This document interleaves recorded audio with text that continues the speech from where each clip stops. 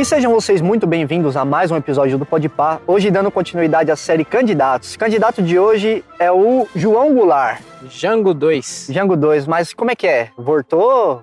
O que acontece? É o retorno. É o retorno? Jango 2 é o retorno. O candidato de hoje é o João Vicente Fontela Goulart, filho do João Goulart, que já foi presidente do Brasil. João Goulart nasceu, João Vicente Goulart, a gente vai chamar ele aqui só de João Goulart, porque é como ele vai se apresentar. João Goulart Filho. João Goulart Filho, que é como ele vai se apresentar aí nas campanhas, na corrida presidencial. Ele nasceu em 22 de 11 de 1956, tem atualmente 61 anos e é da capital do Rio de Janeiro.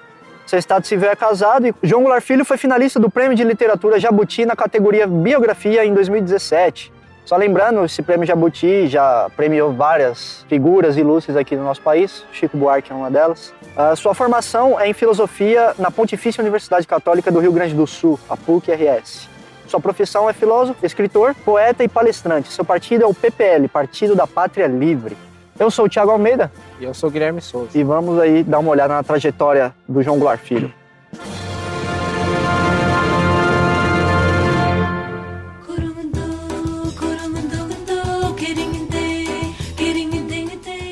João Goulart Filho nasceu em 1956 na cidade do Rio de Janeiro, como a gente comentou no começo do programa. Aos 7 anos de idade, ele muda-se para o Uruguai. Ele nasceu no Rio de Janeiro, mas foi registrado em São Borja, né? São Borja, que é uma cidade do interior do Rio Grande do Sul, conhecida como a cidade onde nascem os presidentes, porque o pai dele, o Jango original, né, o João Goulart, nasceu lá também. E outros presidentes nasceram lá, não me lembro quais. Eu só queria deixar a questão aqui, por que existe um santo chamado São Borja, né? Já que os Borja foram tão, mas enfim. É verdade, é verdade. E aos 7 anos ele foi para o Uruguai, por que ele foi para o Uruguai? É o famoso caso do exílio, né? Que aconteceu algumas vezes com várias pessoas aqui. Sim, a gente teve aí uma coisinha chamada golpe militar de 1964. Considere você golpe ou não. Mas o presidente Jango não foi deposto, mas foi impedido de governar e a junta militar assumiu o governo do país, com o presidente ainda dentro do país. Mas, enfim, o pai dele procurando exílio durante toda essa situação complicada, ele foi para o Uruguai. Importante lembrar que antes de ir para o Uruguai, né, ele foi para o Rio Grande do Sul, Leonel Brizola o acolheu.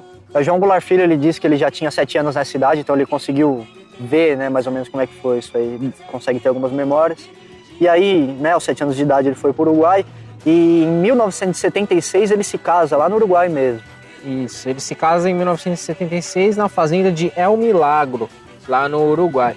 Importante lembrar que a infância e a vida, né, do João Goulart Filho não ficou só restrita ao Uruguai. Eles foram para o Uruguai, foram para a Argentina, visitaram vários países da Europa, mas não na questão de visitar mesmo, mas na questão de fugir, né? Porque existia, como a gente sabe, a gente estava no período de Guerra Fria e existia o bloco comunista e o bloco capitalista, e a América do Sul existia um grande receio que ela se tornasse totalmente comunista, o que gerou intervenções, entre aspas, de diversos países capitalistas, entre eles os Estados Unidos, que teve bastante participação no golpe de 1964, e em outros países também. Então eles estavam no Uruguai, mas protegidos pelo governo do Uruguai. Mas assim que o país em que eles estavam protegidos também sofria uma tentativa de golpe, as coisas ficavam complicadas, eles tinham que sair também, justamente para não perder essa proteção que eles tinham.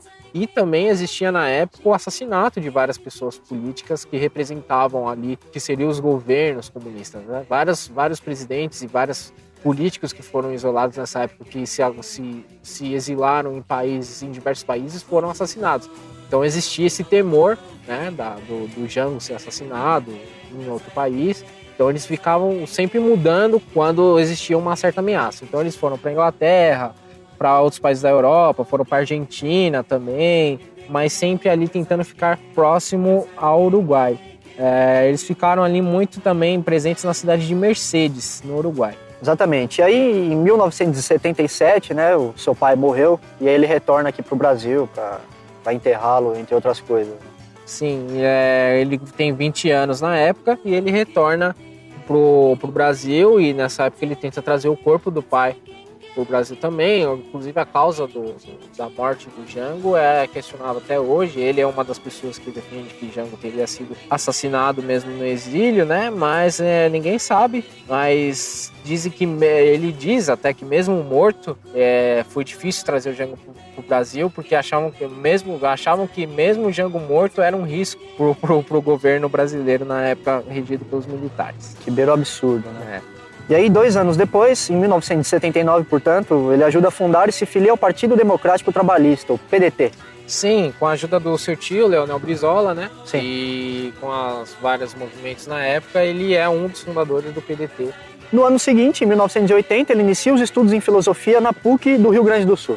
Vale lembrar que no tempo que ele estava exilado, né? E quando a família dele estava exilada na Europa, ele tentou prosseguir com os estudos quando estava na Inglaterra, né? Ele tentou terminar os estudos ali, mas acabou concluindo mesmo no Brasil, na Pontifícia Universidade Católica. Ele estudou lá de 1980 a 1983. Em 2003, funda o Instituto Presidente João Goulart. O Instituto Presidente João Goulart, né, é uma entidade que vem resgatando a história do período da ditadura. Sim.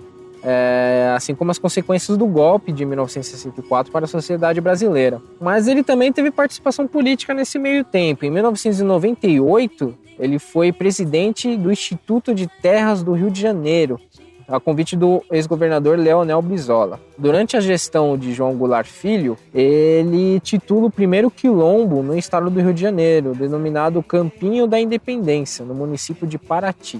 E o João Goulart Filho é uma pessoa que busca resgatar essa história do pai dele, resgatar a história, né, do golpe de 1964, porque quando a gente acha que já é uma coisa passada, sempre surge algo novo, né? Sim. Documentos novos, coisas que deixam de ser confidenciais e tudo mais. Sempre a gente descobre coisa nova e ele está sempre empenhado, inclusive pelo instituto dele, que tenta sempre realizar esses estudos.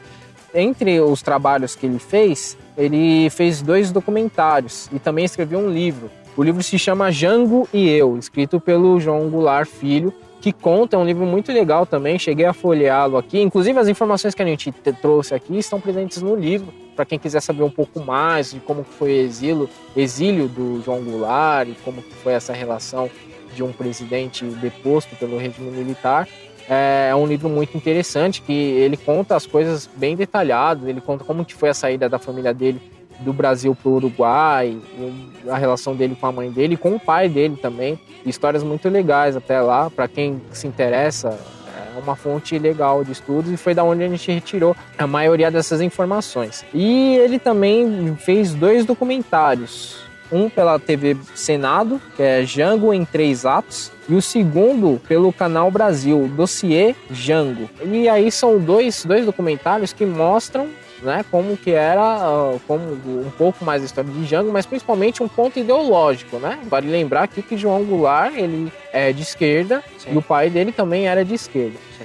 E a gente sempre tenta aqui colocar os 2 pontos da questão. A gente não é um podcast que vai nem da ideologia de direita nem da de esquerda. Então eu resolvi deixar aqui 2 sugestões além do livro para você se basear ainda mais. Então eu vou deixar aqui as sugestões que eu já falei do documentário Jango em 3 atos e o dossiê do Jango, para você ter uma visão de um lado do que foi o golpe de 64. E vou deixar aqui do outro lado, se você quiser saber, do lado da direita, o filme produzido aí pelo Brasil Paralelo, né? O filme A Era Vargas, O Crepúsculo de um Ídolo, que é o capítulo 6 da série Brasil, A Última Cruzada. Você vendo os 2, você vai conseguir entender mais ou menos o que os 2 lados pensam do golpe militar. Você vai entender por que um lado acha que é golpe e o outro lado acha que não é golpe, o que representou isso para cada um dos lados. É um estudo, é um ensaio bem importante, bem interessante aí para quem quiser fazer. Deixo aqui a sugestão.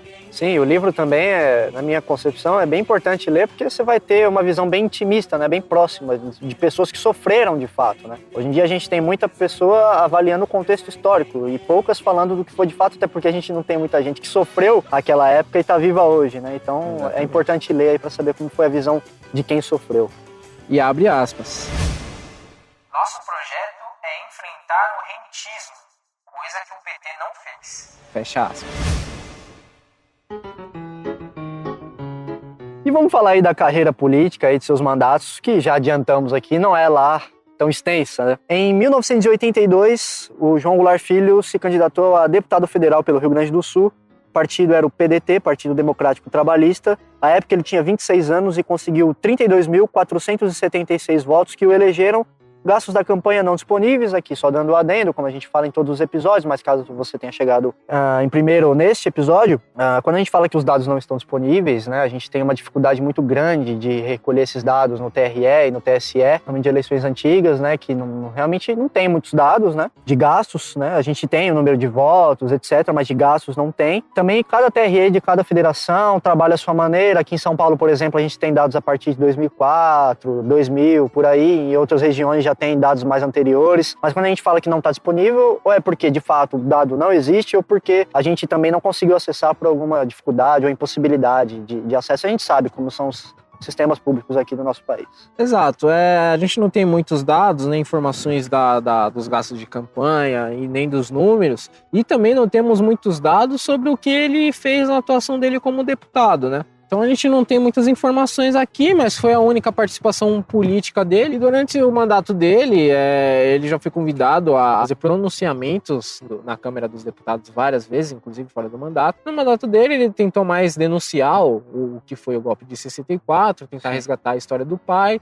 São as poucas informações que a gente tem aí sobre a atuação do João Goulart Filho como deputado federal, o único cargo público que ele ocupou, tirando de 1998, né, mas... Foi o único cargo público que ele se candidatou, né? Exatamente. Mas e agora ele tá pleitando aí a candidatura à presidência da República. Abre aspas. Michel Temer desnacionalizou a nossa economia. Fecha aspas.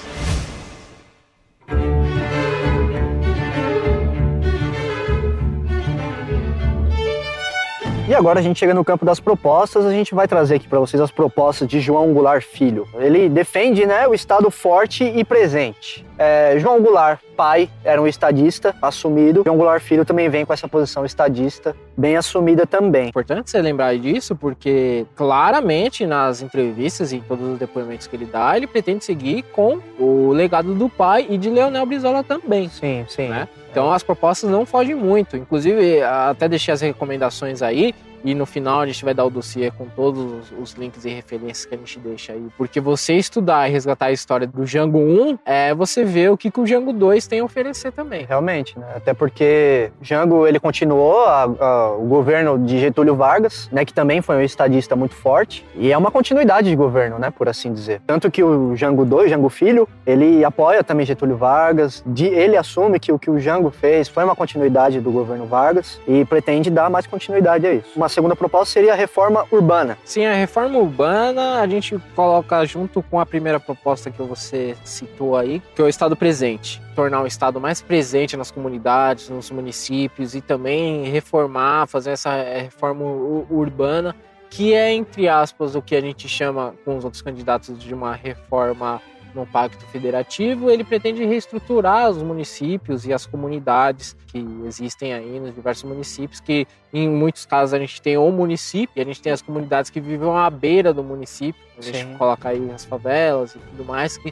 muitas vezes vivem em um regime totalmente separado do que é o Estado. O Rio de Janeiro é um ótimo exemplo disso, que você tem o Estado e você tem uma favela, uma comunidade que é um outro Estado dentro do Estado, que tem suas leis, suas características, então ele pretende dar uma olhada nisso. Exatamente. E, inclusive, fazendo a titulação das moradias também. Sim, né? Tem outro candidato, né, que faz isso também, né, que propõe isso aí. Não vamos dizer, vamos deixar que você procure. Você tem que descobrir. Até porque a série Candidatos é para isso, para você descobrir os candidatos. Mas a titulação, só falando aqui rapidamente, a titulação das moradias é dar ali àquela pessoa que mora em uma comunidade, mas não tem nenhum registro daquela casa, não tem nem sequer um comprovante de residência. Ele pretende estruturar isso para que a pessoa tenha direito à sua própria terra, onde ela mora e reside e construiu, né? Exatamente. Então ele pretende reformar justamente isso. Exatamente. Uma outra proposta seria a descriminalização dos usuários de droga. Existe um grande debate sobre isso, do que Ele até fala que muitos usuários com pequenas quantidades de droga acabam sendo presos e isso é desnecessário. Mas a gente tem na legislação muitas brechas para isso. Eu até dei uma pesquisada, mas não fica muito claro. Com essa quantidade de droga você vai ser preso, com essa quantidade de droga você é liberado e tal. Não existe isso muito claro na legislação, mas ele pretende aí organizar melhor. Exatamente. Desenvolvimento da matriz energética é outra proposta aí do João Goulart Filho. Ele pretende desenvolver outras matrizes energéticas, inclusive a nuclear, né? A energia nuclear aí, que é muito importante até, porque é uma fonte de energia muito rica, e o Brasil é autossuficiente na matéria nuclear. Sim. Vale lembrar, um dado importante, que o Brasil é considerado pela OTAN como uma potência nuclear dormente, que tem todas as capacidades de desenvolver armas nucleares, inclusive, mas não desenvolve. Exatamente. E também tem a tão famigerada, né, energia eólica, que se fala há tempos, né? Sim. Poderia resolver vários problemas lá na região norte e nordeste, que tem bastante... Já vem resolvendo, Já viu? vem resolvendo. Tá energia tendo solar, né? Isso, tá tendo um progresso muito, muito grande aí na matriz eólica do país já há algum tempo. Exatamente. Reforma eleitoral é uma outra proposta. Ele discorda do sistema eleitoral atual e ele defende a votação por lista, né? Sim. Os partidos formulam a sua lista e as pessoas votam na lista que é formada.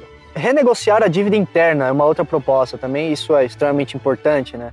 A gente vê aí candidatos apontando que a dívida ela chega a 70% do PIB, ou seja, daqui a pouco a gente só vai dever, não vai ter mais renda nenhuma, né, por assim dizer, se continuar nessa caminhada, e essa renegociação ela é extremamente necessária. Inclusive, algumas propostas vocês vão ver que vão mais para o lado econômico, justamente porque ele defende que enquanto não resolver a questão econômica, não adianta querer fazer muita coisa. Uma outra proposta seria combater o sistema financeiro. Esse combate ao sistema financeiro é uma coisa que vários candidatos batem também, né? Nem todos, né? Os mais à direita não falam tanto sobre isso, mas os mais à esquerda sim falam, né? E que sim, realmente, ele até dá um exemplo da filha dele, né? Que ela foi comprar um livro e aí o livro faltou R$3, ela passou um cheque e esses R$3 depois viraram 30 no outro mês. O que é um absurdo, né? 10 vezes de juros aí o valor que ela teria pago. Óbvio que essa proporção é muito pequena, mas imagina quem pega empréstimo, né? Quem precisa realmente de fazer uso do dinheiro. É um negócio muito predatório mesmo, né? Realmente esse sistema financeiro como se estabelece hoje precisa ser assim revisto e reformulado. Investimentos em pequenas e médias empresas também é uma outra proposta. Uma proposta que já foi apresentada por outros candidatos também, mas ele também bate nisso, que é usar o dinheiro do BNDES, em vez de o BNDES emprestar dinheiro para grandes empresas, grandes corporações, investir o dinheiro em pequenas e médias empresas para desenvolver ali, né, e gerar empregos, principalmente nas comunidades onde ele tem seu foco. Uma outra proposta aí que também está dentro aí dessas pequenas e médias empresas é a reforma tributária. Na opinião dele, ele acha que os ricos devem pagar mais impostos, né? E também aumentar a taxação dos lucros e dividendos. Sim, isso é uma coisa vista mundialmente, né? A nossa taxação aqui ela é muito no consumo, o que faz com que quem ganha menos acabe sofrendo mais, né? Porque uma vez que você tributa o consumo, o produto, etc., você prejudica quem ganha menos, porque quem ganha mais vai ter mais dinheiro, vai pagar isso aí com mais folga no bolso, né? E no mundo a gente vê que tem um tributo em cima dos ganhos, que faz muito mais sentido, né? Essa proposta ela é muito necessária. Acabar com a reforma trabalhista e o teto de gastos é uma outra proposta. Aqui a gente tem duas coisas, né? Primeiro, o teto de gastos, que ele pretende acabar justamente para facilitar com que o Estado consiga gastar mais dinheiro e investir, se desenvolver. Vale a pena lembrar que ele é um estadista, então ele precisa de dinheiro para desenvolver as coisas. E a reforma de teto de gastos, que a gente, né, já citou outras vezes que foi algo positivo, porém vale lembrar a contrapartida que isso foi feito mais para forçar com que o governo votasse pautas, inclusive a reforma da Previdência, para forçar o governo a economizar o dinheiro e votar as reformas necessárias para justamente deixar de gastar dinheiro com Previdência e outras coisas. E a reforma trabalhista, que ele vem daquela ideia que a reforma trabalhista tirou direitos dos trabalhadores e ele pretende revogar isso. Exatamente, né? E é importante lembrar que o que esse governo que ainda está aí, esse governo interino, que ainda se estabelece, né? A grande verdade é que ele empurrou essas duas reformas, a previdenciária e a trabalhista, né? Mesmo a previdenciária tendo não passado, para sair aí do cargo com uma boa visão, né? Porque o governo já entrou com um poder político muito escasso. Então eles fizeram isso para ter um pouco aí de respaldo aí dentro do partido. E sendo um estadista, como você muito bem disse, uma outra proposta é a estatização do pré-sal. Sim, o pré-sal que foi explorado e agora já está sendo vendido os lotes do pré-sal. Existem vários lotes, tá? Não é o pré-sal. Sim. Mas ele pretende colocar tudo isso na mão do Estado. Não quer outras empresas, inclusive as estrangeiras, né? Os chineses, os noruegueses, que adoram petróleo, participarem dessa exploração do pré-sal. Abre aspas. Nós não somos partidários de dar uma arma a cada família e dizer, se vire. Fecha aspas.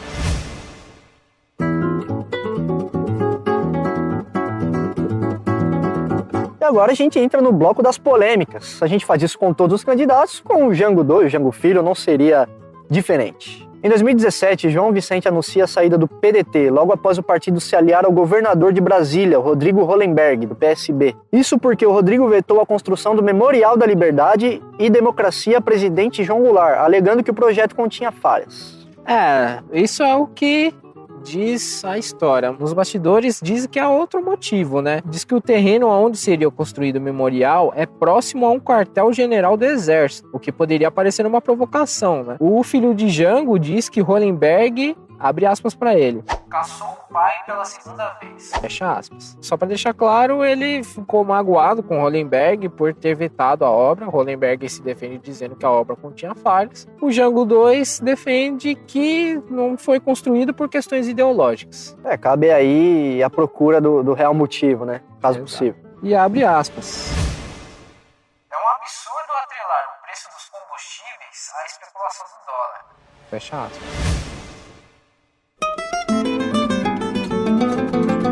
E agora a gente chega no bloco mais interessante para mim do programa, né? O bloco que a gente vai dar as nossas opiniões, deixando muito bem claro, antes de tudo, que tudo que foi fato e história, a gente colocou até aqui. Daqui para frente são unicamente as nossas opiniões. Sinta-se livre para ouvir ou não. Embora o Guilherme aconselhe você não ouvir. Hoje eu aconselharia que você passeasse no parque, desligasse o podcast, vai passear no parque, tomar um sol se tiver sol. A gente tá aqui num frio complicado, mas... Não mata nosso programa. A pessoa pode ir no parque e ouvir ao mesmo tempo.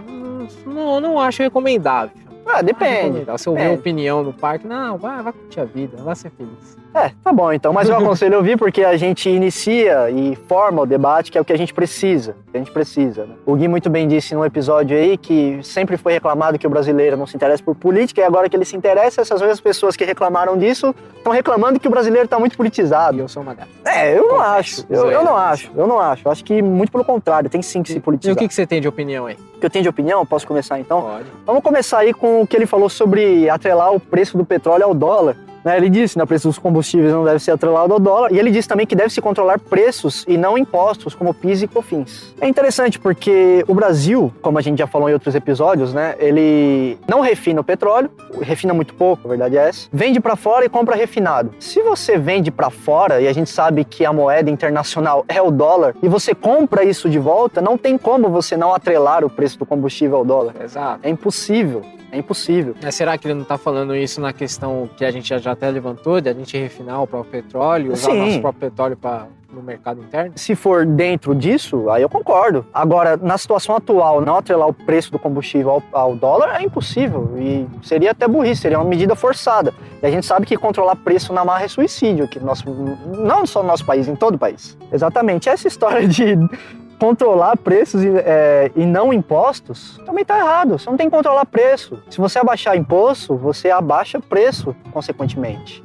Óbvio que se você quiser ter uma margem de lucro maior, você não vai mexer no preço, né? Aliás, você vai mexer para aumentar, não para diminuir. Mas a gente sabe muito bem que mexer no preço final, desconsiderando, porque do jeito que ele fala, dá a entender que desconsidera todo o custo de produção. Se você só mexer no preço final, desconsiderando o custo de produção, você vai afundar a economia de maneira geral, por assim dizer. Um outro ponto muito importante que ele fala, ele reclama muito do presidente Kennedy e a conspiração com os brasileiros, com os militares brasileiros aqui, né? É engraçado, né? Porque José Dirceu, ele treinou em Cuba, ele foi agente secreto de Cuba.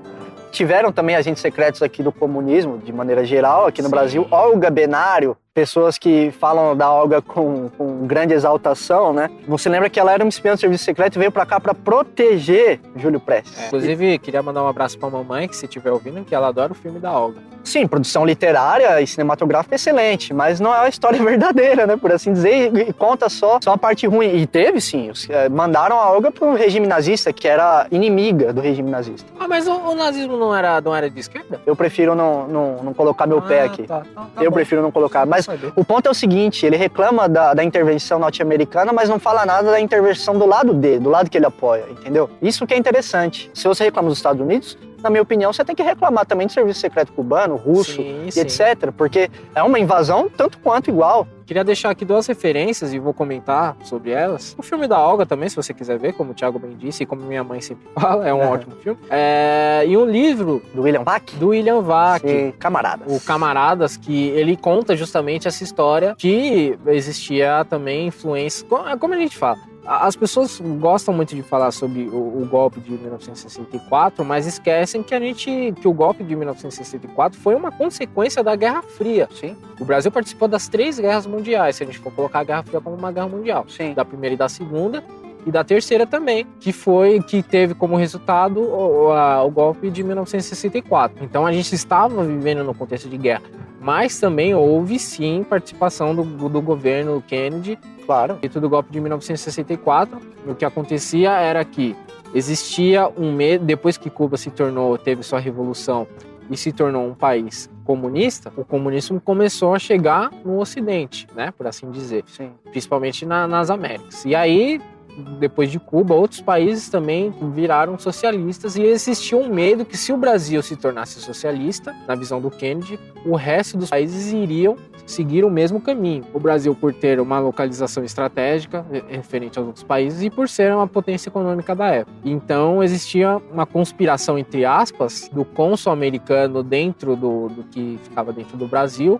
que reportava as coisas lá para o Kennedy, depois que o Kennedy morreu, reportava lá para o vice dele, e eles conspiraram para auxiliar o Brasil a depor o presidente. Isso tem um documentário muito bem feito pela Globo News. Não vou me lembrar o nome, também não sei se consigo o link, porque é um canal assinado. Mas vale a pena procurar aí para ver se vocês consigam acessar. Talvez quem tem TV a cabo tenha acesso aos conteúdos da Globo News, só que eu não sei se tem esse documentário lá no site, mas vale a pena dar uma olhada, que é um documentário muito bom que explica detalhadamente isso. E também você vê o outro lado, que o Thiago citou aqui, o livro do William Vac explica muito melhor o outro lado. Só para deixar uma coisa clara aqui, vai ter gente que vai reclamar aí do William Vac por conta daquele comentário racista dele. Sim. Mas a gente não pode negar que o William Vac é um excelente jornalista e tem inúmeros trabalhos. E foi esportista também, foi um excelente jogador de handball. Essa eu não sabia, essa eu não sabia. E aqui é um ponto que eu quero falar também. Tava até conversando com o meu querido amigo Guilherme sobre isso. A gente que eu digo, a maioria dos brasileiros, tá? Tem a mania de confundir a obra com o autor. Entendeu? Tem muitos autores bons que nas suas vidas pessoais, nas suas declarações pessoais, a gente não concorda e a gente acaba invalidando as obras deles por isso, por não concordar. Chico Buarque. Alô, Chicão, que é um excelente músico, né? Mas enfim. Uma outra coisa também que o João Goulart Filho fala, e que eu concordo, né? Que ele diz que a nossa democracia representativa, ela deveria ser participativa. Ou seja, o povo participando das decisões. O que na minha visão faz todo sentido. Sim. O único meio de você concordar com a política é você participando dela, porque aí vai ter sim as suas vontades. Se eu não me engano, a primeira linha da Constituição é todo poder emana do povo e ele pertence. Só que a gente quase nada vê disso, de fato, né? Na política e nas decisões políticas aqui no nosso Brasil. E nisso eu concordo aí com o João Goulart, acho que ele foi bem assertivo aí nessa fala. Uma coisa que eu acho interessante do João Goulart Filho, né? Ele é de esquerda, assumidamente de esquerda, mas uma coisa que eu achei bem interessante, que eu achei legal, ele fala bastante sobre o Lula e ele assume que ele não é contra a prisão dele. Eu acho isso legal, porque eu já assumi aqui, eu não tenho vergonha nenhuma de falar, eu me considero um cara de direita. E uma triste realidade é que todo mundo de direita acha que a esquerda é toda igual. E a gente aqui já viu, né, que não é. A gente tem uma esquerda mais radical, uma esquerda mais ao centro, uma esquerda entre o centro e o radical.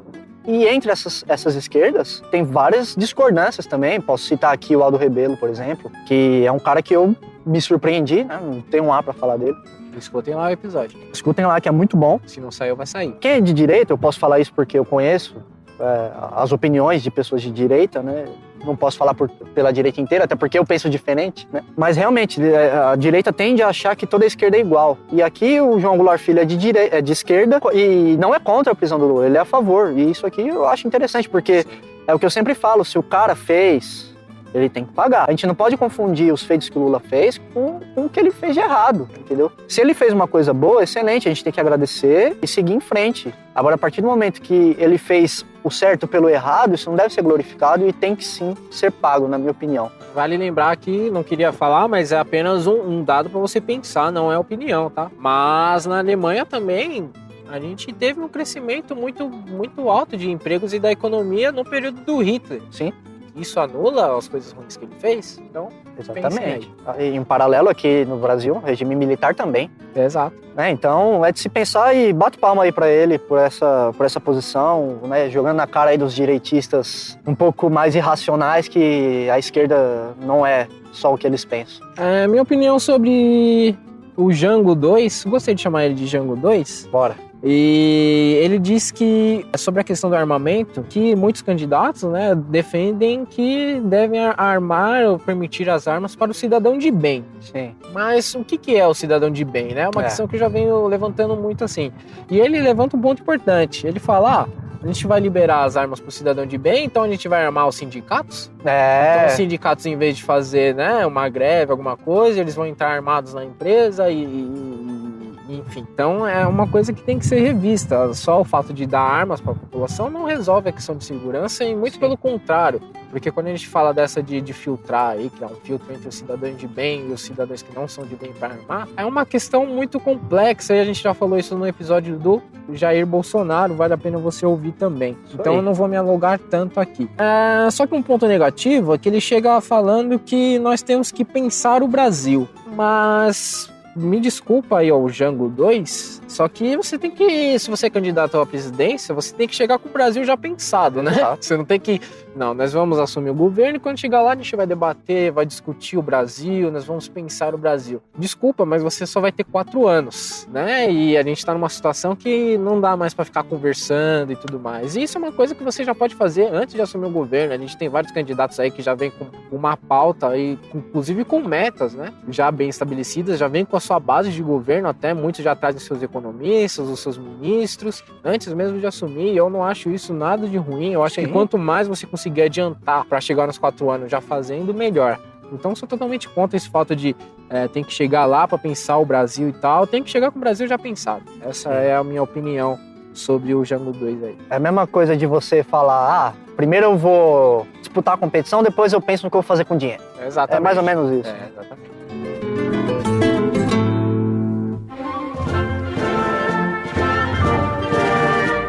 E é isso, acabamos por aqui, mais um episódio da série Candidatos. Mais um. Hoje com o Jango 2 aí, já que você gostou, vamos chamá-lo assim. Jango 2 o retorno, hein? Exatamente, Olho exatamente. Ué, hoje ninguém tem nada pra falar? Lá o quê, rapaz? Lá o Não quê? acredito. Ah, Vocês estão aí mexendo na memória de Jango? tamo mexendo. Um dos maiores presidentes que esse país já teve, que foi deposto por um golpe de direita dos militares. Tem gente que chama de contragolpe, né? Contra-golpe? É. Vocês têm a coragem de... Não. Eu tenho que parar Qual com esse que é o- podcast agora. Quais são suas lamentações, Lucas? Muitas. Mas Você quer como é falar que eu pra faço? gente? Eu quero falar agora. Então é o seguinte, anote o nosso e-mail. Não Você vem passar e-mail, eu quero falar agora. quer falar agora? É. Então é o seguinte, você quer falar mesmo? Então você manda sua mensagem pro endereço falomemo@podpah.com.br. Falomemo é FALOMEMO, @podpa.com.br. Ok. Vá no seu cliente de e-mail, escreva sua mensagem, mande para esse endereço, que a gente vai ter todo o prazer de ler as suas lamentações, com certeza respondê-las ou lê-las em um futuro episódio. Caso você não tenha tido tempo de anotar e não queira voltar, porque a gente sabe que controlar a linha do tempo de um podcast é muito difícil, né?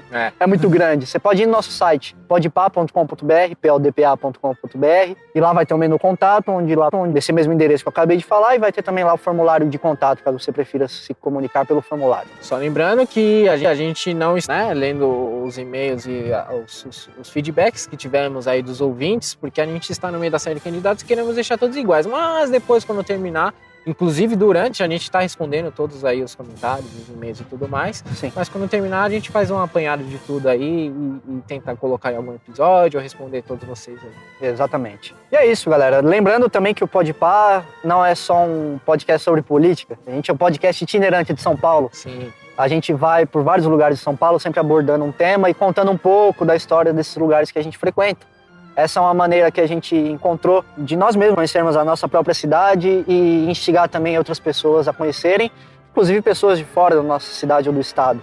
Vale muito a pena ouvir outros episódios, a gente fala de praticamente qualquer coisa, temas mais sérios, temas menos sérios. E é isso, fiquem de olho aí na série Candidatos, porque ainda muita coisa virá. Sim, muita coisa. Muita coisa virá. Ouça, forme sua opinião. Até mais.